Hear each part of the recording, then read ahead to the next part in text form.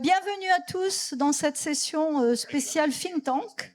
On a beaucoup de chance d'avoir cette session. On a un panel extrêmement intéressant, des gens qui vont nous apprendre, nous apporter à la fois leur expérience donc de chercheurs, de professionnels dans le monde des think tanks, et en même temps un ensemble qui, j'espère, nous fera tous progresser et réfléchir. Donc, on a 5 panélistes, on a beaucoup de chance, et ils vont s'exprimer chacun à peu près avec des propos liminaires pendant 4-5 minutes, et après, on va engager un dialogue avec la salle. On sera ravis de prendre vos questions pour creuser un peu ce sillon. Donc, en fait, le thème de cette session, c'est puissance ou coalition de puissance moyenne. Donc, on a le bloc américain, on a le bloc chinois, et on se sent un peu, ça a été évoqué tout à l'heure, l'Europe déclassée, les autres puissances, elles doivent être vassalisées, il y a cette idée d'obéir en fait à la loi du plus fort. Et on se demande quel espace pour autre chose, en fait, parce qu'il y a un besoin d'autre chose. Par exemple, il y a les BRICS qui essayent d'amener une autre voie. Donc, ce panel est formidable parce qu'il va nous éclairer vraiment sur ces questions. Donc, le premier intervenant sera Alexandre Medvedovski, yes, qui est président du groupe ADIT, c'est ça ? Président d'Enessi. D'Enessi, pardon. Filiale du groupe ADIT. Pardon, désolé, je vous ai donné une petite promotion. Et donc, ensuite, nous aurons Shekhar Eyar, qui s'exprimera en anglais, mais vous avez la traduction, vous avez des traducteurs, qui est le directeur et le chief executive du Indian Council for Research on International Economic Relations. On est très heureux de vous avoir avec nous. Ensuite, Douglas Rediker, qui s'exprimera lui également en anglais, qui est chercheur senior affilié à Brookings Institution, qui nous parlera donc géoéconomie. Nous aurons aussi l'honneur d'avoir Maria Elena Aguero, qui est la secrétaire générale du Club de Madrid. Et pour finir, last but not least, Charles Lichfield, j'espère que j'écorche pas votre nom, directeur de la prospective et de l'analyse économique. Donc, laissez-moi dire quelques mots préliminaires, parce que vous pouvez vous demander quelle est la cohérence entre ces diverses interventions. Mais en fait, il y a une très grande cohérence avec ces apports qu'on va avoir tout de suite. Donc, moi, je ne sais pas vous comment vous voyez le monde, mais moi, en tant qu'économiste, j'étais convaincue par l'esprit des Lumières. Je suis très européenne, justement. Je suis très centrée sur l'Europe dans ma formation. Et donc, l'idée de Montesquieu, le doux commerce, quand on fait du commerce, on ne fait pas la guerre.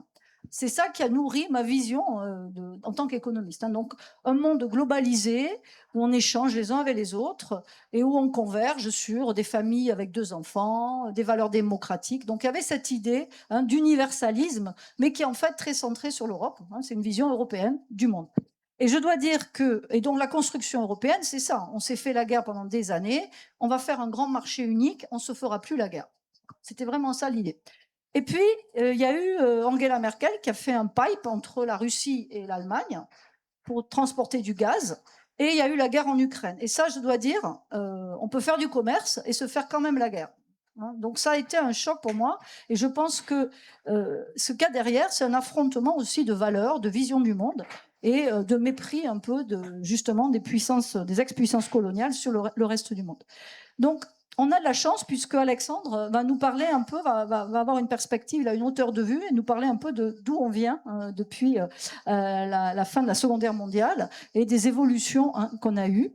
Et Shekhar, lui, nous aidera à prendre du recul, en fait, de la hauteur, puisque ces pays qui se font la guerre, en fait, et c'est un paradoxe, continuent à échanger. Le commerce international a augmenté cette année. Il y a 2 guerres à haute intensité. Et donc, le commerce, c'est comme l'eau. Ça trouve toujours un moyen de passer. Et la théorie, je pense que Shekhar va nous exposer, il a travaillé là-dessus très longtemps, nous éclairera, puisqu'il y a des pays qui servent de connecteurs, en fait. Donc, et ça peut donner un rôle à des puissances plus modestes. Douglas va nous apporter son éclairage sur les obstacles à l'émergence, en fait, des middle power. Et Dieu sait qu'il y a quand même des obstacles. Et on sera vraiment intéressé par voir ce qu'il a à nous proposer comme alternative à une hégémonie donc Chine-USA, qui est le nouvel ordre mondial. Maria, évidemment, a une expérience extraordinaire. Elle va nous montrer comment dépasser les obstacles à l'émergence de vrais middle power, notamment à travers des coalitions. Elle incarne cette parole-là. Et finalement, Charles va nous parler de l'échec du G2, en tout cas de son point de vue, donc Chine, USA, et on ne veut pas être vassalisé, donc quelles sont les évolutions possibles qu'on va avoir. Donc vous voyez, grande cohérence pour des gens qui ne s'étaient absolument jamais rencontrés, parce que en fait, les idées qui sous-tendent leur travail, il n'y en a pas des milliards. Donc je donne sans plus tarder la parole à Alexandre. Merci. Merci beaucoup. Bonjour à tous et bonjour aux autres panélistes. Moi, je ne suis pas membre d'un think tank, je ne suis pas chercheur, je suis chef d'entreprise et je suis européen. Donc, c'est avec cette double casquette de chef d'entreprise et d'européen que je vais dire quelques mots d'introduction, en essayant de ne pas être trop long et de respecter les 4 minutes. Mais je suis sûr que vous me ferez les gros yeux si ça ne va pas. Première chose que je veux dire en introduction, c'est que les rapports de force entre puissances, entre superpuissances, puissance moyenne, je crois, et c'est bien donc que ce débat ait lieu sous cette forme-là aujourd'hui, que c'est plus un sujet qui est réservé aux diplomates et aux experts, aux géographes, aux historiens. Il se lit déjà dans les marges des entreprises, dans leur chaîne d'approvisionnement, dans leur financement, dans leur technologie et jusque dans leur conseil d'administration. Donc c'est un sujet qui intéresse aussi beaucoup les entreprises. Et pour moi, ça veut dire que donc cette table ronde, c'est un sujet extrêmement concret, très opérationnel, pas intellectuel. Et la question qui se pose, c'est de savoir si les puissances moyennes, dont nous faisons partie, nous, avec les pays européens, sont encore à temps de s'organiser suffisamment pour ne pas subir durablement les choix des États-Unis et de la Chine. Pour y répondre, moi je dirais 4 points pour essayer d'introduire la conversation. Premier point, je pense qu'on est dans un changement majeur par rapport à ce que nous avons connu depuis la fin de la Deuxième Guerre mondiale.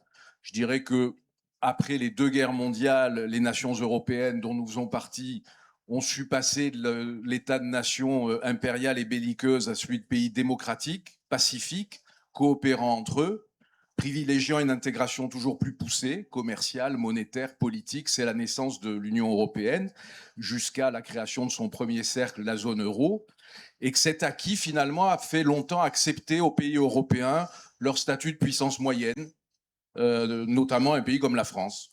Nous avons collectivement appris pendant toutes ces années à nous contenter de ce statut qui était hérité de l'histoire, convaincus par ailleurs, pour la plupart d'entre nous, les Français un petit peu moins que les autres, mais que le parapluie militaire américain nous protégerait toujours.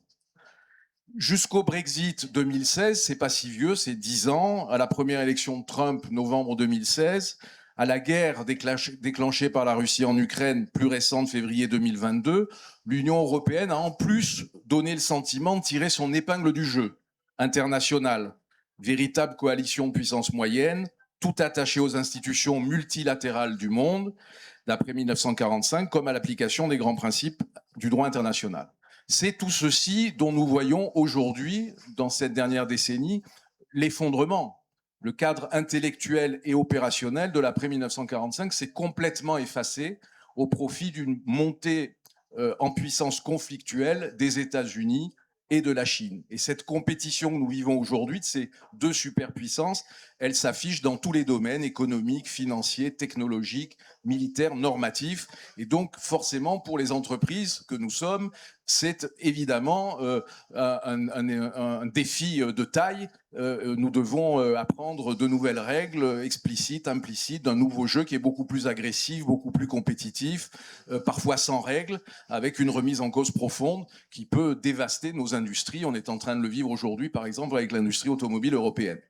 Deuxième point, les superpuissances sont les grands vainqueurs de la mondialisation heureuse. Je ne vais pas faire de dessin, je ne veux pas insister trop là-dessus, mais on voit bien que, je ne sais pas ce qu'en pensent mes collègues, mais en tout cas, le moment où nous sommes, c'est une super domination des 2 superpuissances que sont les États-Unis et la Chine.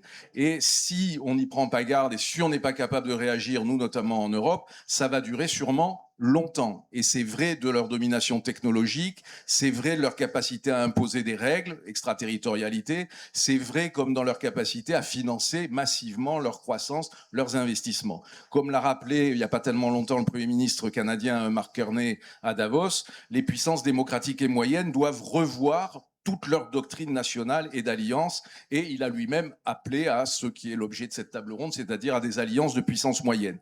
Simplement, il y a beaucoup de choses à faire pour rendre cette hypothèse crédible, et notamment en Europe, où on voit bien que, même s'il y a l'Union européenne, on ne peut pas dire que cette alliance de puissance moyenne soit suffisante pour nous permettre de tenir dans cette compétition, dans cette rivalité que nous avons avec les deux superpuissances.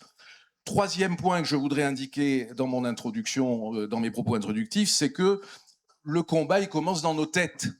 Et je veux dire quelque chose qui me paraît très fort, c'est que on ne va pas faire rêver nos habitants, nos populations, avec un slogan expliquant qu'il faut une alliance de puissance moyenne. C'est pas vendeur. On va pas gagner une élection présidentielle en France en disant chouette les gars, on va tous se mettre autour de la table et on va faire une alliance de puissance moyenne. C'est pas concret, c'est pas attractif, et donc je pense qu'il faut dépasser le cadre de ce débat pour aller plus loin. Et vous le disiez tout à l'heure, et j'adhère pleinement à vos propos là-dessus, je pense que plus que jamais, l'enjeu, c'est celui de la défense, de la promotion, mais aussi de l'actualisation du modèle européen. Nos sociétés, elles sont particulièrement résilientes parce qu'elles sont démocratiques, parce qu'elles sont instruites, parce qu'elles sont protégées, qu'elles portent des valeurs humanistes qui constituent leur socle. C'est tout cela qui est mis en danger aujourd'hui, de sorte que les entreprises que nous sommes, on a parfois l'impression d'être devenus le dernier rempart ou le conservatoire de cette European Way of Life. Partout où les programmes populistes en Europe et ailleurs attaquent l'entreprise, attaquent l'université, plus largement le savoir et l'innovation, ces mouvements remettent en cause profondément la viabilité et la pérennité du projet européen. Et ça, c'est un défi extrêmement important, et je ne sais pas si on débattra de ça, mais je pense que la singularité française dans tout ça est encore plus grande, parce que quand on voit la coexistence chez nous d'une très forte extrême droite, d'une très forte extrême gauche, ça constitue, à mon avis, qu'elles sont porteurs de ce que je viens de dire, des menaces que je viens d'indiquer, elles sont porteurs de menaces de premier ordre pour l'équilibre de tout le continent européen. Je pense que la prochaine élection présidentielle française, elle est importante aussi par rapport à ce qui se passe sur l'ensemble du continent européen. On a besoin de banques, on a besoin de compagnies d'assurance, on a besoin de fonds d'investissement forts et prospères, on a besoin de capitaux pour investir dans l'intelligence artificielle, dans la décarbonation, on a besoin que nos universités, nos centres de recherche attirent les meilleurs du monde entier. Et on a besoin aussi d'avoir une puissance militaire forte, on a besoin d'avoir une défense autonome, plus technologique, mieux équipée. Les puissances moyennes ne doivent pas rester ni faibles ni isolées.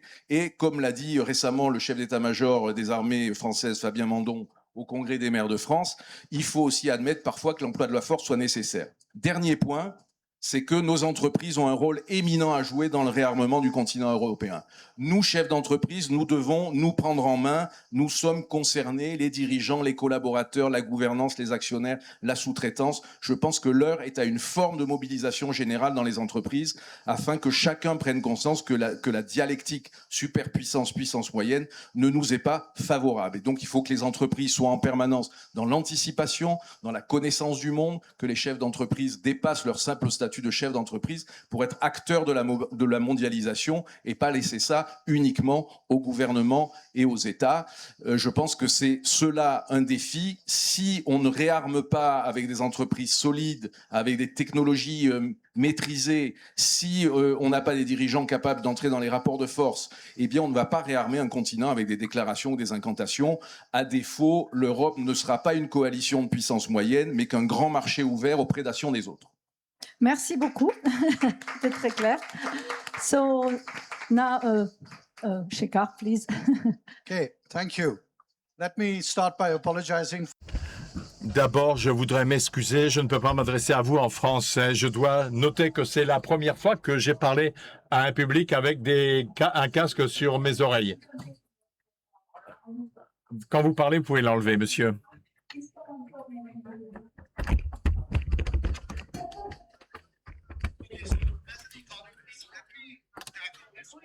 Donc, cette question, je vais la regarder du point de vue d'un engagement économique international.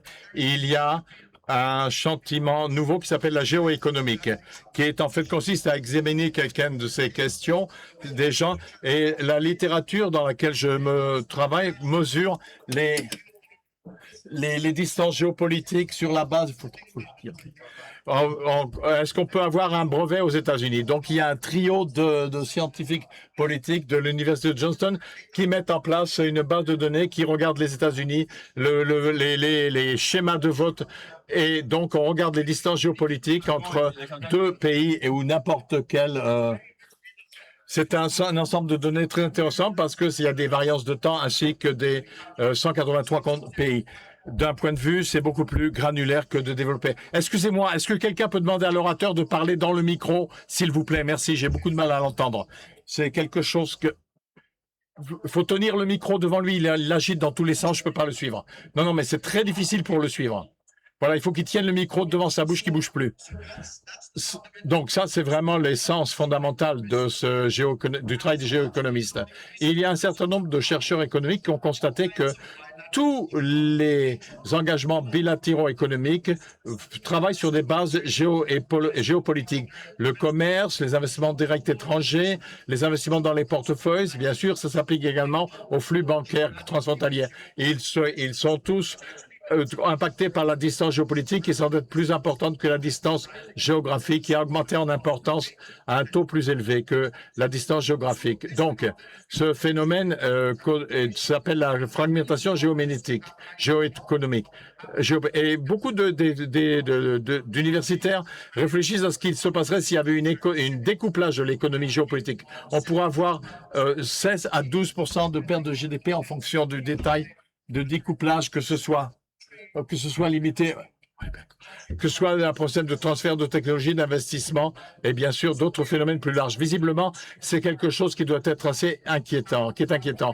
Mon propre travail est focalisé sur l'idée de pays connecteurs. Et encore une fois, c'est une question connectée, mais le type de pays connecteurs que j'examine serait appelé la diversification dans les travaux financiers. Donc, on peut avoir des investisseurs. Un beau portefeuille doit avoir différents assets qui sont en interconnectés. Si un asset échoue, vous avez encore d'autres assets sur lesquels vous pouvez tomber. Et ce principe égale à la diversification dans le spectre géopolitique. L'idée, c'est qu'un pays bien diversifié commerce avec tout le monde dans tout le spectre géopolitique. Et d'une certaine façon, c'est différent d'une coalition. Et là, on parle de la diversification, de la gestion de risque. Et donc, donc, la métrique pertinente, c'est la variance de de la pondération de vos commerces par rapport à toutes vos distances géopolitiques. Et si vous faites ces calculs, vous apercevez que les pays, l'Inde, en fait, est dans le quartile supérieur de la diversification. Donc, il y a d'autres pays, il y a beaucoup de pays asiatiques, dans des pays comme le Vietnam, le Cambodge, sont partie des pays les plus diversifiés au monde. Et ils sont ouvertes à tous les commerces. Donc, c'est vraiment essentiellement ce que j'ai fait. Je serais ravi d'étendre un petit peu et d'expliquer les vertus du système, mais on peut le mettre dans un modèle de commerce Armington, c'est-à-dire que dans un modèle commercial, on a quelque chose qui s'appelle Aspered Cost. C'est une façon de modéliser la distance géographique, parce que les icebergs, pardon, c'est les icebergs, pardon. Mais ce qu'on peut faire, d'une certaine façon, c'est de substituer le coût des icebergs avec la distance géopolitique. Et lorsqu'on fait ça, et que vous développez un modèle commercial, une chose qui va ressortir de cela, c'est comme une espèce de vertu ou quelque chose qui est souhaitable, fortement souhaitable. C'est exactement le type de diversité, d'indice de diversité dont j'ai parlé. Si vous me demandez, de mon point de vue perspective, ce que devraient faire les puissances moyennes, soit agissez comme un investisseur diversifié, commercez avec tout le monde, essayez de ne pas exclure qui que ce soit. Et lorsque vous êtes en des accords bilatéraux de commerciaux, faites attention, parce que les accords commerciaux bilatéraux ne vont pas vous bloquer les mains ou vos libertés d'action avec des pays tiers. Merci. Est-ce qu'on peut demander aux orateurs de tenir les micros correctement, s'il vous plaît? La traduction est très difficile. Ces deux interventions, parce qu'elles sont centrées sur l'entreprise, et ces courants qui sont en fait en dessous des radars d'un certain point de vue des pouvoirs publics et de la politique, notamment cette vision européenne qu'on doit faire du commerce avec des gens qui ont que nos valeurs. Et vous voyez, la vision, notamment asiatique, est très différente, de se dire, on fait du commerce avec tout le monde, c'est pas grave. On ne se mêle pas de leur politique intérieure. C'est une autre doctrine. Hein. Alors, je ne dis pas qu'elles sont équivalentes, mais c'est une autre doctrine. Et les entreprises, évidemment, font du commerce parce que c'est ce qu'elles doivent faire. Et ça permet, à mon avis, aussi d'imbriquer des pays d'une manière qui est difficile à désimbriquer après. On voit bien, par exemple, que la volonté d'arrêter la guerre en Iran vient de raisons économiques fondamentalement. Donc ça peut être un vecteur de paix. Montesquieu n'a pas complètement tort. Donc merci beaucoup, Shekhar, pour cet éclairage. Je vais passer maintenant la parole à Douglas, qui va nous donner une vision plus politique quand même de comment on peut construire en tout cas des middle power avec cette vision au-dessus, donc pas des entreprises. Merci beaucoup, Douglas. À toi. Merci. Tout d'abord, je viens de Washington, D.C., aux États-Unis, mais je vis en Europe depuis plus de 20 ans. Donc, je suis très heureux d'être ici et de retour, mais je dois dire qu'après 2 jours, je suis un peu inquiété par la dichotomie entre les États-Unis. La narrative concerne 2 choses. D'abord, c'est toujours Trump, Trump, mais c'est l'IA, chaque minute, chaque jour, et partout. Donc, et ça a été vraiment présent depuis plusieurs jours, depuis que je suis en France, à cette conférence, entre autres, où l'IA a été une espèce de sujet insulaire. Il n'a pas été ignoré, mais il n'est pas la seule chose que vous discutez, ce qui est une bonne chose. Donc, on va commencer sur ça, parce que cadrer le monde autour comme une prison dominée par l'IA va déterminer la façon dont on va tout discuter. Les puissances moyennes et tous leurs agendas dans ce point de vue. Donc, si on met ça de côté, c'est l'un de plusieurs définitions. Bien sûr, c'est ce qui a été à ce jour, c'est très bien. Mais je veux dire, pour moi, bien sûr, c'est un soulagement de ne pas être focalisé sur les opportunités, les menaces posées par l'IA, qui est vraiment tout ce que nous faisons aux États-Unis. Je voudrais commencer disant que je ne suis pas un grand supporter de l'actuel président des États-Unis. Je suis, en tant qu'Américain, j'ai le sentiment que je dois dire qui je suis ici dans le spectre politique. J'ai servi sous l'administration Obama. Je soutenais Bill Clinton dans ses campagnes. Je dois vous dire que ce n'est pas la vision qu'il existe actuellement aux États-Unis. Donc, d'abord, que nous allons vers un monde où l'argent, la puissance et la technologie sont de plus en plus dominants. Et donc, dans le monde de Donald Trump, et ce qui est divisé pour conquérir, et ma façon de regarder, c'est la seule chose qui compte. Et il est une menace pour tous les nouveaux modèles économiques, pour tous les modèles économiques, pour les allégeances et les alliances économiques. Et ceci, politique, et ceci sépare bien sûr, il devient une menace. Et bien sûr, prenez l'humanité simplement parce que j'essaie d'être un existentiel ici, mais certainement, plus vous vous approchez de l'IA,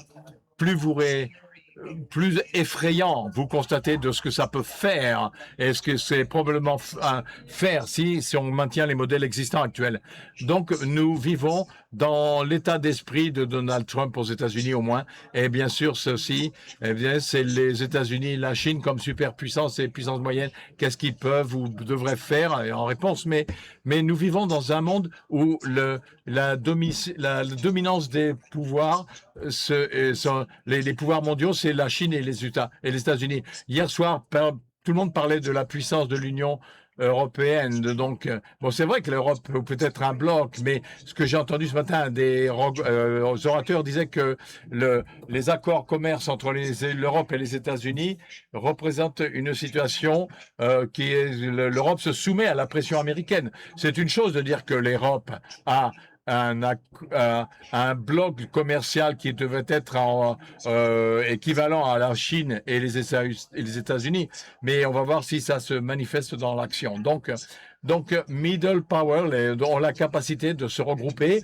et de résister à cette narration et son orientation. L'Union européenne bien sûr, représente les meilleurs efforts qu'on n'a jamais vus en termes de cohésion de puissance moyenne, d'institutions et de gouvernance. Mais bien sûr, ce qui lui manque, c'est un pouvoir stratégique efficient et une vraie gouvernance pour faire les choses, pour que les choses se fassent. Les BRICS, c'est pratiquement l'inverse. Ils reflètent une ambition énorme des puissances moyennes, mais ils n'ont aucune cohésion, ils n'ont aucune structure de gouvernance et ils ont une aversion collective au status quo US-Chine. Ce n'est pas du tout la même chose qu'un projet stratégique partagé et de la création de tools pour y arriver.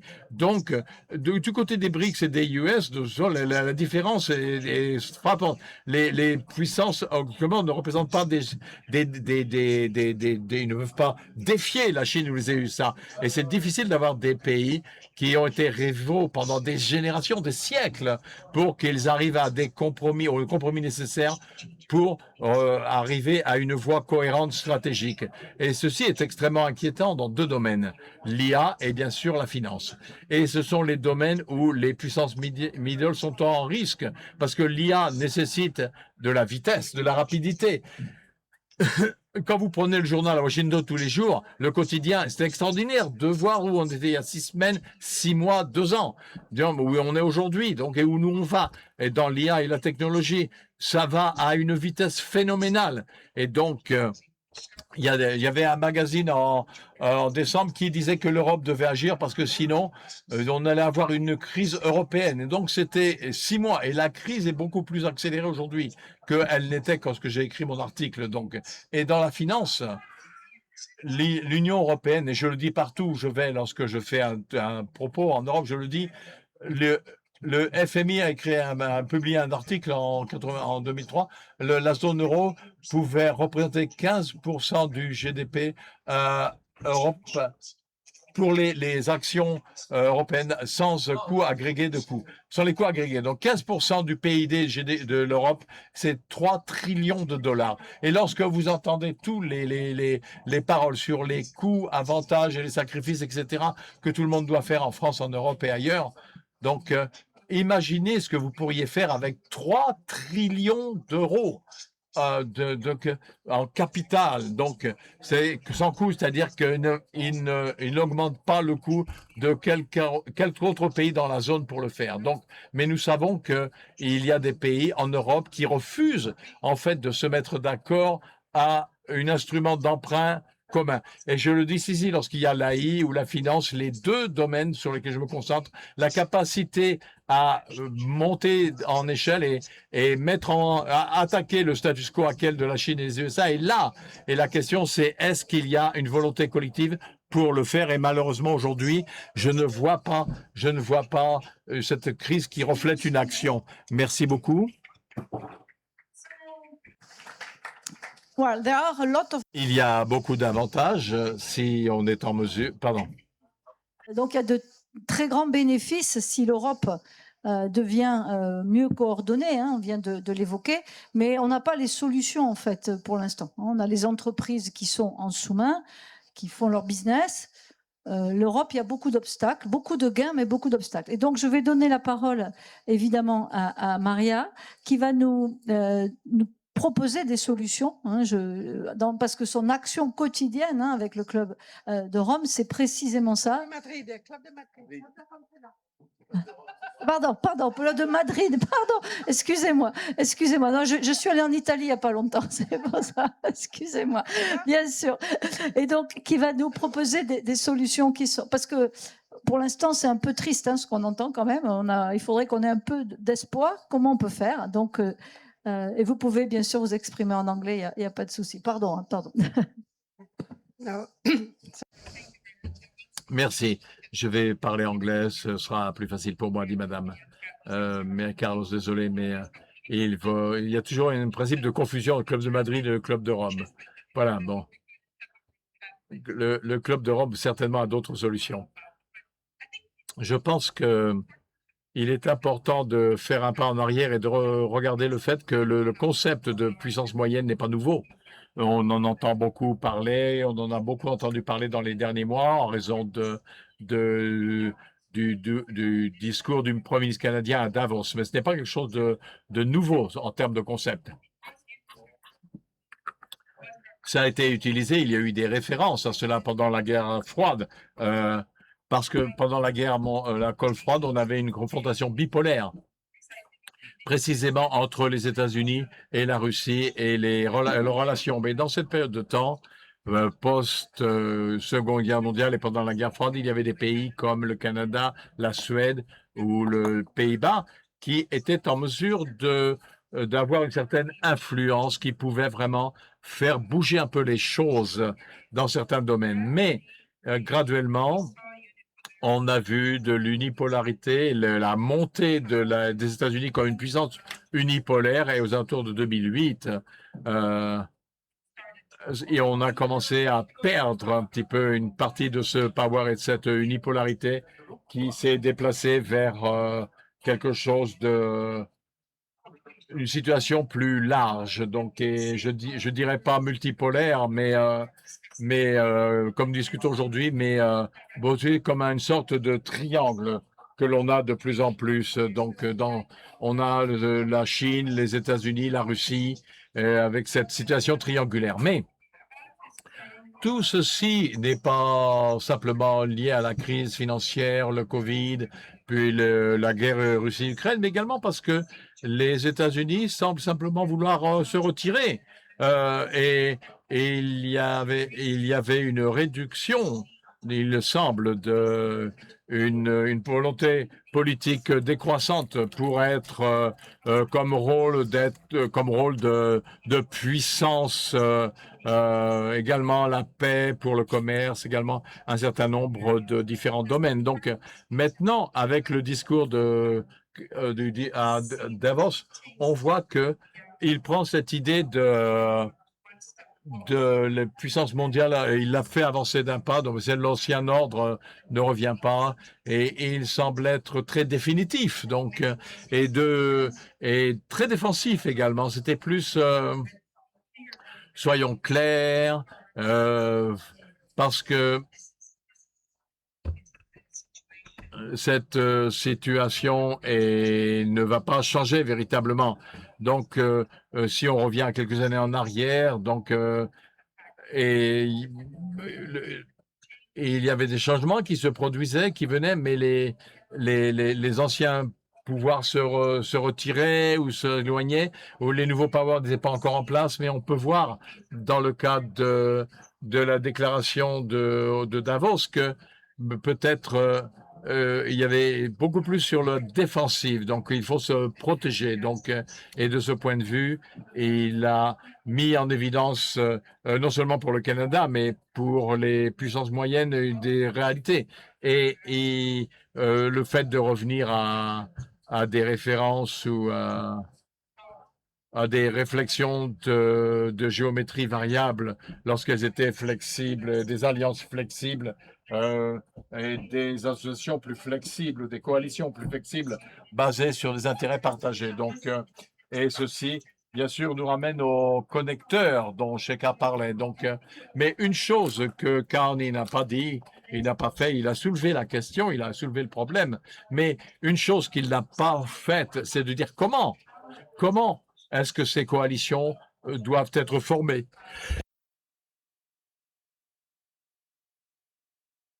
Donc, il y a une tension. Parce que, d'une part, il y a une situation sur la défensive, mais d'autre part, pour que ça se produise, il faut que ce soit constructif. Et on voit qu'il y a un mouvement. On voit qu'il y a dans le cas de l'Europe, il y a une augmentation des accords avec Mercosur, avec l'Indonésie, l'Inde. Et beaucoup, comme je l'ai dit au début, ceci se fait autour du commerce. Le commerce semble être vraiment le connecteur ou l'espace dans lequel ces alliances et ces coalitions peuvent se former. Mais il y a néanmoins cette tension que me semble être importante et qu'il faut garder à l'esprit. Est-ce que l'on parle d'une protection de la souveraineté? Est-ce que l'on parle de coopération? Ou est-ce qu'on essaie de trouver des alliances qui permettent la coopération lorsque les superpuissances ne sont pas prêtes à coopérer, mais plutôt à sont plus tournés vers la confrontation.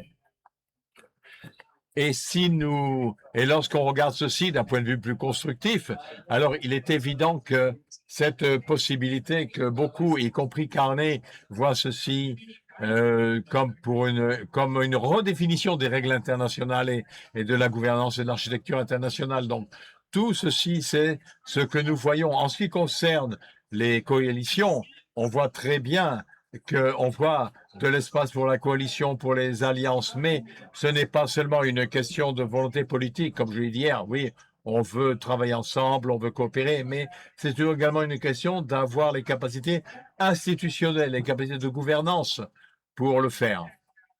Et c'est ça qui manque. Et donc, de ce point de vue, nous devons vraiment regarder les possibilités de coalition à partir des deux perspectives, une volonté politique, mais également les capacités actuelles qui nous permettent de le faire.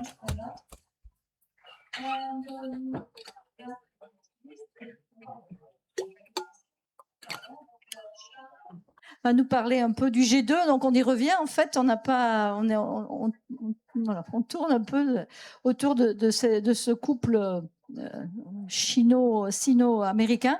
Et donc, comment on peut dépasser ça et éviter la vassalisation? Je crois qu'on est tous intéressés par cette question. Charles.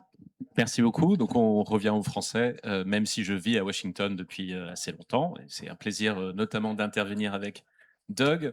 J'ai le privilège de passer en dernier, donc je vais simplement dire les points sur lesquels je ne suis pas d'accord avec les intervenants précédents et ensuite je me tairai pour qu'on puisse laisser parler les participants. D'abord sur le G2, je voulais en parler simplement parce que le G2, c'est une volonté de Trump. Trump aime être invité à Pékin, aime être reçu à la Cité interdite, tapis rouge, tout le schmilblick, puisque... Il aime l'Arc de Triomphe aussi. Hein. Oui, mais il tient particulièrement à sa relation avec la Chine parce que c'est très simple. Il se dit, je peux commercer avec la Chine, je peux faire des deals avec la Chine, et c'est une façon assez simple de trouver des solutions et finalement de se rassurer sur sa propre puissance. Ce qui est vraiment arrivé dans les 18 derniers mois, c'est que la Chine a bien démontré aux États-Unis qu'elle avait des marges de manœuvre par rapport aux États-Unis. Les États-Unis ont encore beaucoup, mais je dirais moins que la Chine. C'est la Chine qui a imposé la fin de la guerre commerciale en interdisant aux États-Unis d'importer certaines technologies pourtant nécessaires aux chaînes de fabrication, notamment automobiles. Donc, c'est la Chine qui dicte la marche. Et parler de G2, c'est finalement une façon assez rassurante pour Trump de dire, voilà, à deux, on peut traiter des sujets vraiment difficiles. Je dirais que c'est un peu plus dangereux, même pour les États-Unis, de se comparer aux Chinois, notamment sur les sujets qu'on traite aujourd'hui dans cette conférence. C'est la première chose. Mais avec les personnes qui vont succéder à Trump, je crains que les relations sino-américaines soient bien pires. Trump tient à cette relation parce qu'il aime être bien reçu à Pékin. Ses successeurs, je pense, vont voir la rivalité avec la Chine comme une priorité. Et donc, il y aura une détérioration, je pense, dans tous les scénarios, que ce soit un républicain ou un démocrate, une républicaine ou un démocrate, ça va s'envenimer, ça va être pire. Ce n'est pas forcément rassurant pour les Européens. Le transatlantique est devenu bien plus transactionnel, tout le monde le sait. Ça suppose une certaine vassalisation, même une certaine rente qu'on devrait aux États-Unis. Pour en sortir, il y a des marges de manœuvre, mes collègues en ont déjà parlé. Union des marchés de capitaux, aller plus loin dans l'innovation. Je pense que la variable qui manque vraiment à l'Europe, c'est la croissance. Il y a une réglementation européenne qui a encore son poids. Le processus, Doug le disait très bien, le processus législatif aux États-Unis est tellement dysfonctionnel qu'il n'arrive pas à faire de loi pour gouverner l'IA, n'arrive pas à faire de loi pour gouverner la finance, le traitement des données privées. Et donc encore, l'Europe a ce levier-là. L'Europe sait réglementer de manière très prévisible, très lente, mais c'est pas suffisant. Jusqu'à, je dirais, il y a 5 ans, on pouvait se rassurer en se disant, on a adopté des RGPD, la RGPD, et les États-Unis étaient obligés d'adopter parce qu'ils n'avaient pas le choix de se passer de notre marché. Maintenant, c'est différent. Il y a un iPhone qui est compatible avec la réglementation européenne, il y en a qui ne l'est pas. Et donc, si l'Europe, par sa réglementation, n'arrive plus à peser, je pense, parce qu'il y a un manque de croissance et un manque d'innovation. Pour pallier à ça, on a déjà évoqué des solutions, mais j'ai une certaine crainte, puisqu'on va bientôt être en période électorale, j'ai l'impression que ce message n'est pas encore passé en Europe. Que la croissance, c'est une condition importante pour pouvoir peser. Donc, encore quelques points juste pas forcément de désaccord, mais pour apporter quelques points de vue supplémentaires sur Carney. J'ai moi aussi écouté avec beaucoup d'intérêt le discours du Premier ministre Carney, qui a eu le courage de tenir tête à Trump. C'est pas évident. Tous les discours à Davos cette année n'ont pas été forcément d'un courage magnifique par rapport à Trump. Carney, si. Cependant, il y avait une légère incohérence à dire, parce qu'au début de son discours, il disait on savait que c'était très hypocrite. On savait que l'ordre occidental nous bénéficiait, nous, mais pas à tous. Donc finalement, il a un peu tiré sur l'ordre dont le Canada a bénéficié pour ensuite dire on va le reconstruire entre petits pays. C'est une petite incohérence que je relève, mais c'était un discours très courageux. On peut parler très longtemps de l'hypocrisie de l'Occident, mais quand même pour en parler, je sais très bien que l'Union européenne ait conclu des accords avec Mercosur et l'Inde. Enfin, en France, on peut râler contre, mais en général, c'est vu comme quelque chose de positif et de jalousé dans certaines régions du monde. Mais quand même, l'imposition de valeurs pour l'Europe, c'est encore vu avec une certaine hypocrisie. Le mécanisme d'adaptation de carbone aux frontières, c'est vu par le Brésil avec beaucoup de critiques par rapport à l'Europe. Donc il faut encore bien comprendre ces sujets-là avant de se dire qu'on va traiter comme moyenne puissance. Dernier point, juste quelque chose que je voulais rajouter. Mon collègue indien en a parlé. L'Inde comme pays de transition, comme pays pour pallier à la domination chinoise. Malheureusement, dans un monde aussi imprévisible que le nôtre, même si ça paraît très logique de traiter avec l'Inde, les États-Unis ont voulu déplacer la coproduction des iPhones en Inde. Eh bien, le lendemain, ils ont imposé des droits de douane à l'Inde. Le prétexte était que l'Inde achetait trop de pétrole russe, alors que l'administration précédente, sous Biden, avait dit surtout acheter le pétrole russe. Et sous Trump, alors que lui ne tient pas trop à critiquer la Russie, à critiquer l'Inde pour avoir acheté le pétrole russe et à imposer des droits de douane. Donc, le point que j'essaie de présenter, c'est simplement que la politique est bien trop imprévisible parfois pour faire de belles solutions entre moyennes puissances. Les choses sont beaucoup trop compliquées, souvent beaucoup trop émotionnelles, et donc ça va être difficile. Merci. Merci beaucoup. Bon, on n'a pas résolu le problème des moyennes puissances, hein, on est bien d'accord. En gros, le commerce se tient, les entreprises arrivent à faire du business. Il y a des pays et surtout des entreprises, des nations qui sont des intermédiaires de tout le monde. Donc c'est en ce sens-là que le commerce passe, mais la politique n'est pas une solution, en tout cas évidente ou facile. C'est ce qui ressort, enfin moi, ce que je retiens de ce tour de table. Alors, j'aimerais que maintenant, donner la parole à la salle. Vous voyez, le format est fait exprès, il est un peu plus convivial, on est autour de table. Donc, c'est bien, faisons des tours de table. Qui c'est qui a envie de poser des questions? Je vous en prie, oui, allez-y. Alors, peut-être je vais me déplacer avec mon micro, du coup. Je vais faire Madame Loyal. Allez. Alors, vous avez dit que la politique pour les moyennes puissances, ça marche pas. Par contre, le commerce, ça marche. J'ai quand même une question un peu provocatrice. Déjà, c'est pas facile de faire des coopérations industrielles entre la France et l'Allemagne. On l'a vu dans la défense. Il n'y a pas d'entreprise européenne. On a attendu des décennies pour avoir un statut. Alors évidemment, la coalition, je posais la question tout à l'heure avant de venir ici à Jean-Noël Barrot. Il a dit c'est très bien. Tout le monde est pour une alliance des moyens puissances, son alignement. Excusez-moi, c'est des slogans politiques. Vous avez bien montré que c'est pas suffisant. Est-ce que quelqu'un d'entre vous, l'homme de l'art, peut me citer des exemples d'alliances industrielles entre une société canadienne, française, allemande, indienne, dans le domaine des terres rares, dans le domaine des matériaux critiques? Regardez, la CMA, CGM, le patron était là. Il vient d'acheter la logistique aux États-Unis, 2,5 milliards. Il a acheté aux États-Unis. Il n'a pas acheté au Canada. Bon, il a certes fait un porte-conteneur GNL en Inde. Chacun travaille en fonction des coûts, des opportunités. Donc, quel est le contenu économique, matières premières, alliances, tout, qui pourrait avoir le label moyenne puissance pour échapper à l'hégémonie qui est très forte États-Unis, Chine? Est-ce que vous avez des exemples connus ou en cours d'achèvement, ou est-ce que c'est vraiment possible, réel?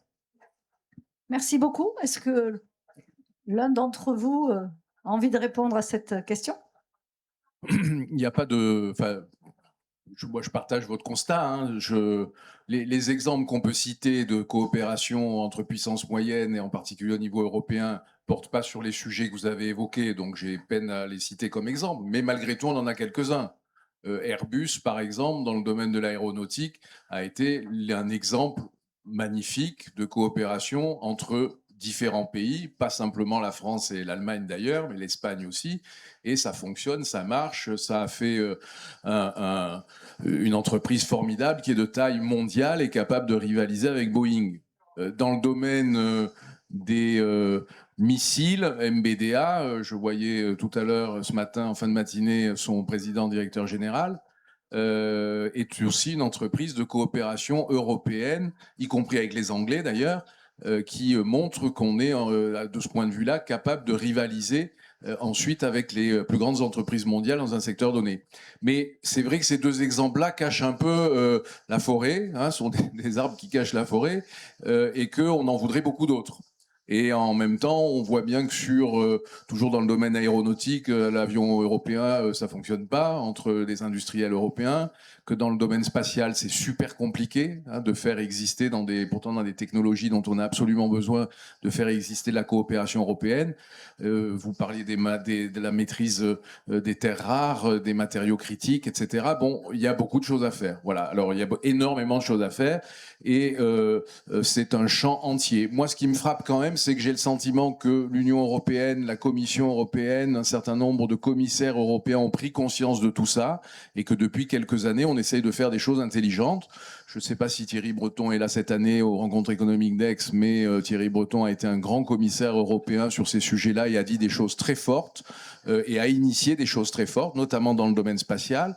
Il y a un certain nombre de mécanismes de financement, de fonds qui sont en train de se mobiliser au niveau européen pour pouvoir investir dans le domaine de l'intelligence artificielle, du quantique, du spatial, et pour faire en sorte que nos licornes, parce que nous en avons quelques-unes, à commencer par Mistral chez nous, soient des entreprises qui n'aient pas de problème pour financer ensuite leur croissance et devenir des leaders mondiaux, alors que jusqu'à maintenant, c'était à ce moment-là qu'on avait des problèmes et des difficultés. On est très bon en Europe pour inventer, on est très bon en Europe pour chercher, on a des grands laboratoires de recherche, on a des écoles de formation formidables, on a des start-up extraordinaires, et puis à un moment donné, on les finance, et puis au moment où il faut passer à une étape supérieure et aller chercher des centaines de millions d'euros, on a des marchés de capitaux et une épargne qui ne fonctionne pas et qui n'est pas dirigée vers cela. C'est dommage parce qu'on a plein d'atouts. Je rappelle, la capacité d'épargne aux États-Unis, c'est de l'ordre de 700 milliards par an de dollars. En Europe, c'est quasiment le double. Donc, on a le double d'épargne disponible en Europe chaque année qu'il y en a aux États-Unis. Le problème, c'est que notre épargne, elle ne va pas exactement à l'endroit où il faut. Ok. Merci beaucoup. Oui, alors il y a quand même la recherche en Europe, par exemple, qui est un succès. On a les bourses IRC. C'est un truc qui est complètement globalisé au niveau européen. Donc, il ne faut pas être des clinologues non plus. On a des atouts, je pense, et ça permet effectivement d'avoir après des licornes et des startups et des innovations. Je vous en prie. J'ai un constat optimiste et un constat un peu plus pessimiste. Le constat optimiste, c'est simplement la composition du CAC 40 de ce pays, très diversifié, et dont les entreprises ont vraiment un rayonnement mondial. Pas dans forcément tous les pays. Renault ne vend pas dans tous les pays, mais ils vendent dans tous les continents. Donc à l'échelle de la France, je pense que le pays ne s'en sort pas trop mal au niveau de ces grandes entreprises. Il y a un sujet sur le financement et le dynamisme des petites et moyennes entreprises, c'est pas nouveau. Mais les entreprises s'en sortent mieux, notamment que les entreprises allemandes qui sont, elles, confrontées à un vrai problème de compétitivité par rapport à la Chine qui n'ont pas vu venir. Donc ça, c'est le constat plus optimiste. Le constat plus pessimiste, pour revenir à la question de monsieur, la notion de goulet d'étranglement pose un énorme problème aux moyennes puissances. C'est les Chinois et les Américains qui détiennent la plupart des goulets d'étranglement, qu'ils soient financiers, qu'ils soient dans la production de minéraux critiques, qu'ils soient technologiques avec les semi-conducteurs. Et là, je pense qu'il faudra être agile, il faudra parfois faire des choix un peu humiliants, c'est-à-dire se ranger derrière les États-Unis, notamment pour les semi-conducteurs. C'est pas agréable, mais c'est ce qui est en train d'être fait. Parfois même sur la confrontation avec la Chine, je pense qu'il y a des coordinations qui auront peut-être lieu même au niveau des droits de douane, qui seraient coordonnées par l'Europe et les États-Unis contre la Chine. Là aussi, c'est assez humiliant, vu que les États-Unis nous imposent des droits de douane. Mais si on regarde les choses froidement, ça peut se comprendre. Donc les goulets d'étranglement, c'est un énorme problème. pour les pays de puissance moyenne, ce qu'il faut faire, c'est essayer de se trouver des marges de manœuvre. Au sein, par exemple, des semi-conducteurs, tout le monde parle d'ASML, mais c'est un énorme atout, le fait que dans la chaîne de production des semi-conducteurs, l'Europe a un rôle à jouer, et c'est une façon de revenir à la table de négociation. Il faut simplement qu'il y ait plus de ces pépites-là. Merci. Douglas, you wanted to say a few words, I think. Yeah, I'm not going to. Je ne vais pas faire de commentaires sur ce qui font de groupes qui fonctionnent, mais je voudrais faire une proposition. On est supposé faire des propositions, sachant que de l'IA, et de mon point de vue, va être le moteur économique et technologique essentiel.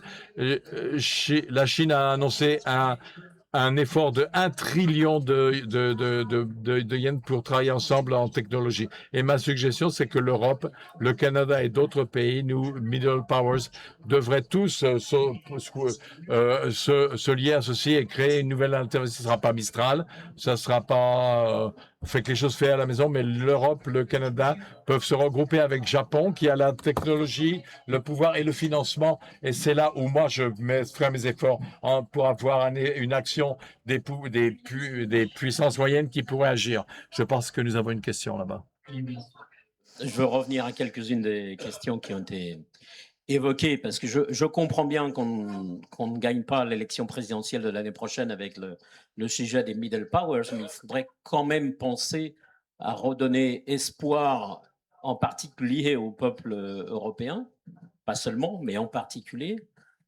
avec des visions qui soient cohérentes avec l'idée de l'Europe, qui était quand même une idée de sortir de l'histoire par le haut, sortir de l'histoire de confrontation permanente, de guerre permanente. Et c'est intéressant de voir que cette idée, en Europe même, est en train d'être abandonnée. C'est un peu le phénomène des tragédies grecques. Vous avez une prophétie négative sur le futur, le protagoniste réagit à cette prophétie parce qu'il a peur, par l'anxiété, et il essaie de se défendre contre cette prophétie, et en fait, il accélère les conditions de réalisation de la prophétie. Je sais bien que la phrase « si on veut la paix, il faut se préparer pour la guerre » a eu beaucoup de succès, mais c'est quand même une phrase d'un empire en expansion qui veut croître par la guerre. Il faudrait dire, si on est dans le projet européen, il faudrait dire, si on veut la paix, il faut se préparer pour la paix. Par contre, ce qui est très différent, il faut voir le monde tel qu'il est. C'est l'ajournement dont on a besoin, je pense. Et le monde tel qu'il est, c'est un monde complètement différent de celui d'il y a 30, 40, 50 ans. C'est un monde qui a échappé à l'Occident et qu'il faut, à mon avis, respecter tel qu'il est. C'est vrai que le projet de Carney est ambigu. Est-ce que c'est une reconstruction de l'Alliance occidentale ou aller au-delà? Parce que d'ailleurs, ce qu'a fait Carney, le Canada, le gouvernement du Canada, c'est immédiatement après ce discours intensifier énormément leurs relations avec la Chine. Donc ma question, c'est est-ce qu'il n'y a pas une opportunité à sortir de notre cadre? On n'a pas de supériorité morale occidentale, désolé, et la plupart du monde ne veut pas être comme nous. Acceptons cette réalité et allons au-delà des relations commerciales qui, comme vous dites, fonctionnent. Est-ce qu'on ne construit pas, on ne peut pas construire un monde de pluriversalité, mais aussi dans le domaine des relations politiques entre les États et les nations? Merci beaucoup. Est-ce qu'il nous reste vraiment une ou 2 minutes? Quelqu'un veut conclure sur ce sujet, peut-être? Donc,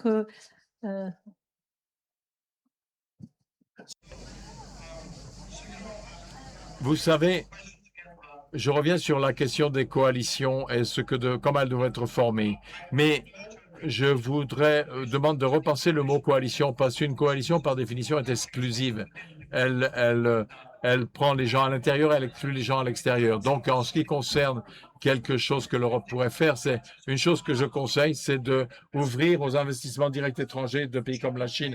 La Chine, aujourd'hui, est le leader mondial dans les technologies vertes. C'est près de 30 à 40% d'avantage de coût par rapport à l'Europe et les autres pays du monde. les gens, souvent, les pays occidentaux se plaignent que la manière dont la Chine se développe a été en pillant les entreprises occidentales qui sont allées investir en Chine. Et donc, ce qui soulève la question, pourquoi est-ce que l'Europe pense que c'est pas une bonne idée de faire la même chose? Ouvrez aux investissements directs étrangers, tirez les meilleures technologies du reste du monde, essayez d'en apprendre et devenir une nouvelle frontière. Ça peut être une école de modestie pour un continent qui a été toujours le pousser les frontières, mais je pense que l'heure est venue d'avoir un peu d'humilité et d'accepter qu'il n'y aura pas toujours des coalitions dans lesquelles l'Europe sera toujours en haut, mais plutôt une ouverture générale au reste du monde, et c'est quelque chose qui bénéficierait au reste du monde et au monde entier en fait. Un grand débat que vous ouvrez, donc il faudrait avoir du temps pour en discuter. Mais moi, ce que je dis simplement, c'est que vous dites le reste du monde n'a pas spécialement envie d'être européen ou de se rapprocher de nous, d'épouser notre système à nous.